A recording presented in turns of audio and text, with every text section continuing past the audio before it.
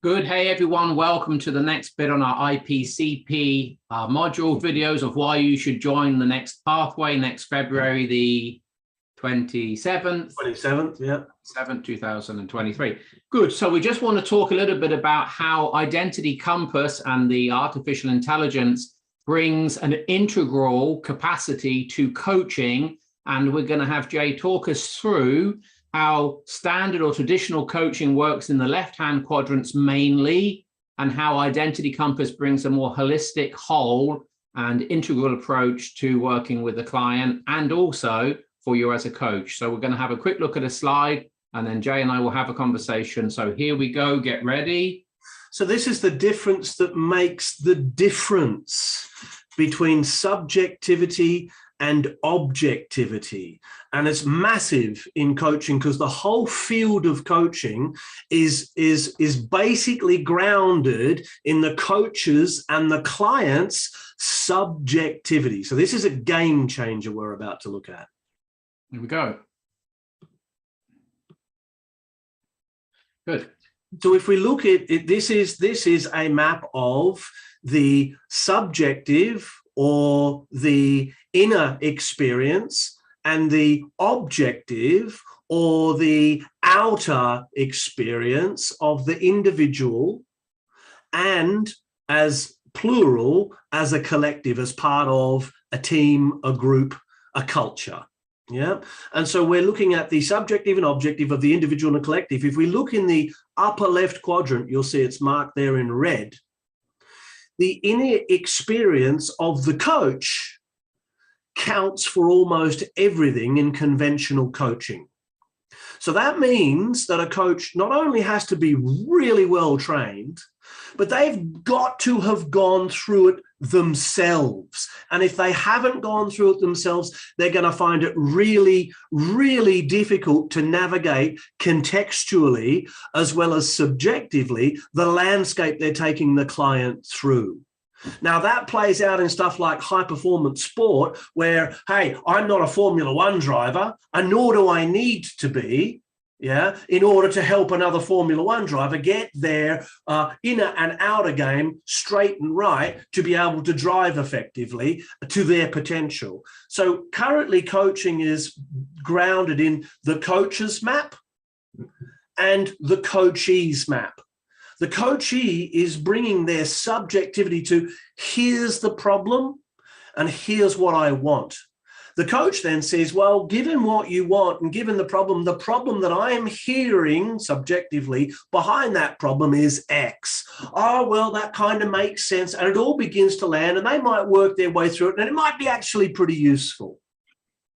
Good. In the lower left, second person perspective, then they are co-creating a shared map. Firstly, a shared map of current understanding, and secondly, a shared map of difference.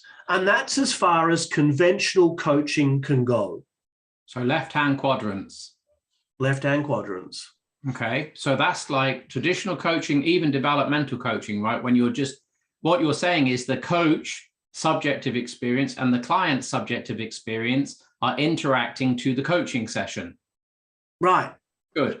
Holistically. And the big problem with that is that the coach doesn't have any context. So they're going to only rely on what the client's bringing to the process, which of course is going to be limited to what the client thinks is important. And this is the difference that makes the difference. We need to turn that subject into object. So we need something or someone or a process or a system to help us do that, to help us take a mind dump of the client and make it objective.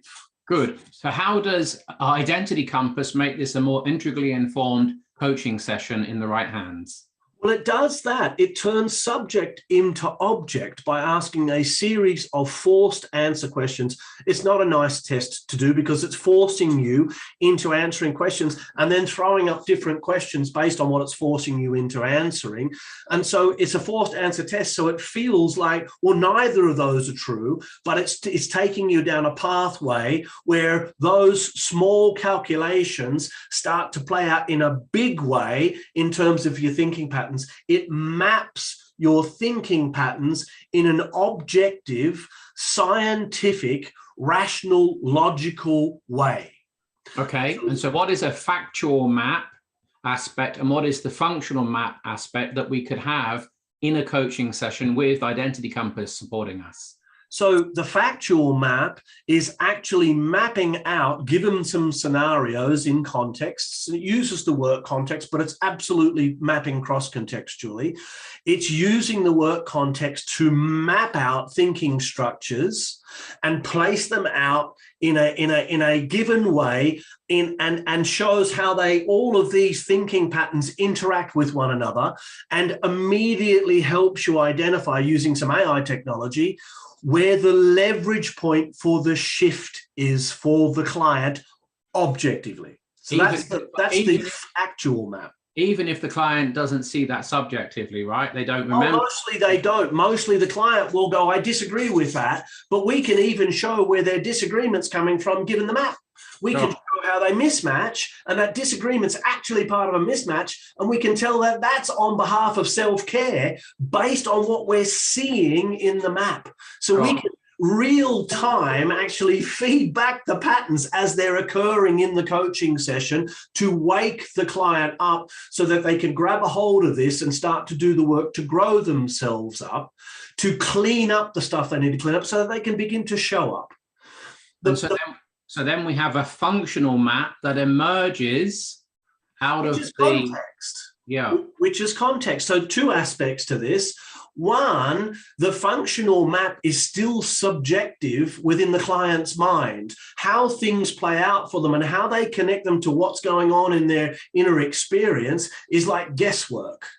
Yeah. Sure. With the functional map, we can bring context in and we can look at work, we can look at personal, we can look at primary relationships, we can look at children, we can look at parents, we can look at community, we can look at all of those aspects and ask, how does this play out for you in this context, to start to get an understanding of what's cross-contextual and what's actually contextual. That means that they can shift between their thinking between contexts, which means they have more flexibility in the lower right component, or less flexibility, telling us how rigid their thinking patterns are.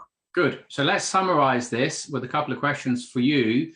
So you've been coaching for a few years and you're an averagely good coach. Just give me a moment to relax my face. And so given that, what would you be happy to go on coaching people knowing Identity Compass is in the world and not have access to it? What difference has it made to you as an experienced coach, 15 years of coaching? Yeah. What difference can you see and benefit has Identity Compass brought to your actual corporate coaching? Has shown me that I've been guessing up until I got a hold of the Identity Compass. It's shown me that my guessing is fairly accurate, yet, because I'm a human being, actually quite limited. And so would I coach without it now? Absolutely not. I mean, I'm literally flying with one arm and one eye. And so, it's to really get to the level I need to get to genuinely find the leverage point with the client, the Identity Compass just adds far too much value for me to guess any longer. And it's from their perspective, right? I've had a client go, I don't agree.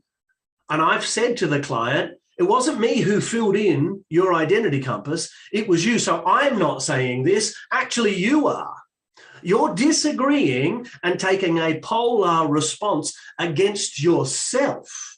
And then I said, let's look at the Identity Compass and see how that actually works out. And we found 6 key driver cognitive intentions that fit that pattern. And the moment the client saw it, the client literally went bright red and said, I feel more seen and more understood than any other conversation I've ever had with anybody to this point. I have not understood why I'm getting the responses I'm getting, and now I'm starting to understand why they happen the way they happen. And what percentage would you say that's Jay Headley's capacity, and what percentage would you say that Identity Compass has informed in that session? Well, part of my capacity is to take in and make meaning with the client out of the identity compass. So I'm going to go 60-40, but that 40% is the difference that makes the difference. And what's the 40%? That is the difference that makes the difference. The 40% is the identity compass. The 60% is all of the grounded learnings and understanding how the identity compass needs to be read and translated with the client's help. Does a coach to coach the way you've just talked to need to be an excellent, outstanding, well-experienced coach to be able to use identity compass in that way? They need to have that experience. They need to learn it. But what the identity compass will do is it will train them how to learn it in an accelerated way. So instead of it taking 5 years to become an extremely experienced, well-honed, well-rounded coach, having done the work on yourself, we'll cut that down to 2 or 3. Sure. Anything else?